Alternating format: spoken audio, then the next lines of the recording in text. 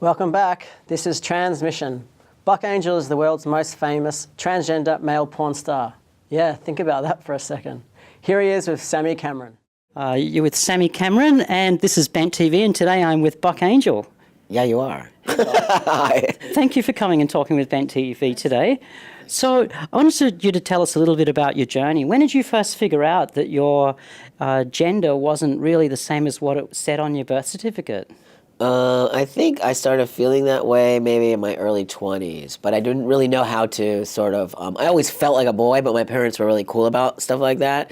So it wasn't until like puberty and I realized, oh my God, I'm really a girl, but I feel like a boy. But then in my early 20s is when I really started feeling like I can't be living like this anymore. I don't feel comfortable being perceived as a woman when I feel like a guy, if that makes sense. And you've got siblings? You've got a Yeah, I have an older sister and a younger sister, yes. So you're the middle one? I'm the middle. And how do you get along with them? Well, actually, my whole family is amazing. They are very, very, very accepting of me and not any issues at all. Did it start that way, though? No. My family actually disowned me for many years because I was a really hardcore drug addict and alcoholic, and I was just out of my mind, and then nobody wanted to talk to me anymore, so my parents just stopped talking to me. And then I got sober. And when I got sober and I started to realize I could have my sex change, which is what we called it back in the day, then my family I sort of reinitiated a relationship with my family. And so my family now is amazing. They're very loving. They call me their son. My sisters, I'm their brother. And no one ever even talks about anything else but that. They call you the right name. They don't misgender you. No, not at all. My parents are super cool about stuff. Look at me. I know. I'm not their daughter anymore. Actually, I noticed that.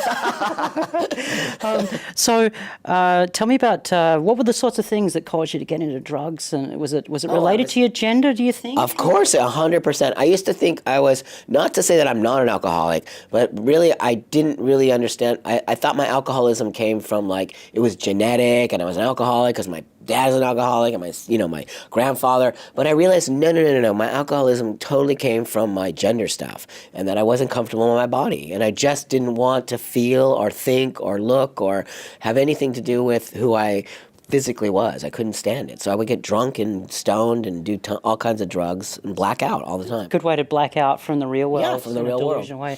What sort of things made you change? What sorts of things helped you sober up? Was it it was life or death for me. And what happened was I was doing prostitution on the streets as a little boy. Even though I was a girl, I would dress up like a little boy. And I would do hand jobs on the street in West Hollywood, California, in the United States.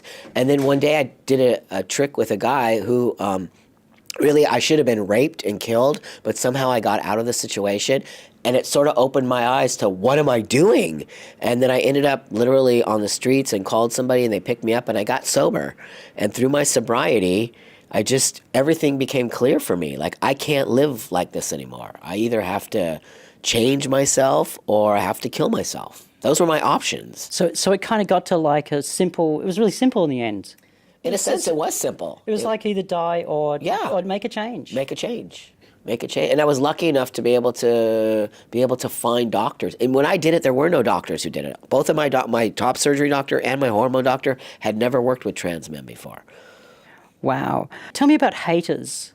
I mean, you've said some things over the years that you change your mind on, and we all do. But you're in the public eye. It's called learning. It is, isn't it? And we always Of course, you say things. If you don't say things and you don't learn from them, then you're not a good educator. I mean, I'm an educator, so of course, and then also people have to understand that words evolve, okay? So I think possibly you might be talking about use of the word tranny that I've said and got myself into a problem with. You said sex change before. I'd never used that word these days. How old am I? 51. I'm 51 years old. And when I had my change, it was called a sex change. Yeah. So yes, words evolve. So for me, it's a sex change. Yeah. I don't really care what everybody else thinks and whatever. Don't tell me. I'm actually an elder in the community. I changed way before many people fucking changed. Oops, am I allowed to say fucking? Well, I think you just did. So, you know.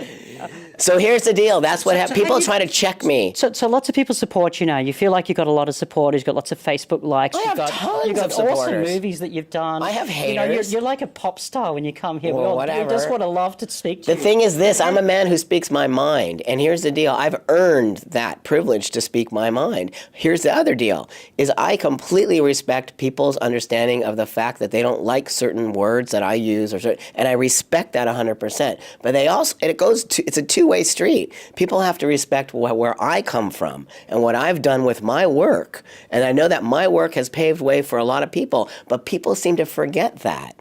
I put myself out there constantly. I get death threats. I get people saying all kinds of things to me. But for some reason, people don't tend to remember that. They only remember that I said tranny or that I said people should disclose things. But they don't really understand where I come from. It seems to me like lots of transgender stories are very similar in that way. Yeah, they totally are. The kind of the plus, you know, the binary, I'm either going to kill myself or I'm going to fix it. And then when I fix it and I've got over the journey, we're happy. Well, sometimes. Hopefully. A lot of times they're not happy. So let's talk about a lot of the community that isn't happy. Yeah. Why do you think that is? Why do you think there's so much of the community that isn't happy? There's really a lot of the community that still perpetuates this anger and this sort of like, I'm not happy, so I don't want you to be happy. Yeah. You know that they do that. Yes. And I'm wondering what it is and why they feel that they need to perpetuate that sort of hate within our own community. When we don't learn to love each other and love each other's journey, being your journey is separate from my journey. It's not, no way is it going to be the same. And I respect that totally. But let's not argue about this. Let's worry about what the people out there think about us. We need to change what the world thinks about us, not what we think about each other. And hasn't it changed so quickly over the last few years? Well, what the world thinks about us. the world thinks But about what us. we think about each other is getting worse. Really? Oh, 100%. Wow. 100%. It's gotten worse and it's gotten more intense and it's gotten more dividing our community. And I'm more concerned with that than I am concerned with the outside world. Because if we don't learn to love ourselves first, the outside world will never love us. I just want to ask you one more question. If there's one piece of advice that you could give to somebody who's thinking about transitioning right at the very start of their journey, if there's just a single piece of advice that you could give to someone, what would it be? Well, that's a difficult question, I think. I think I would say really do your research. Is that really where you feel like you need to go? And what does that mean? I mean, it can mean so much, right? But Learn stuff. learn Go and stuff. learn stuff. There's so much to learn. There's so much stuff on the internet. Yep. It's massive. And learn to love yourself. I think that's the first most important thing. Learn to love yourself. Fabulous. Buck, thank you for talking with me today. It's great. You've been listening to Sammy and with Buck Angel on Bent TV.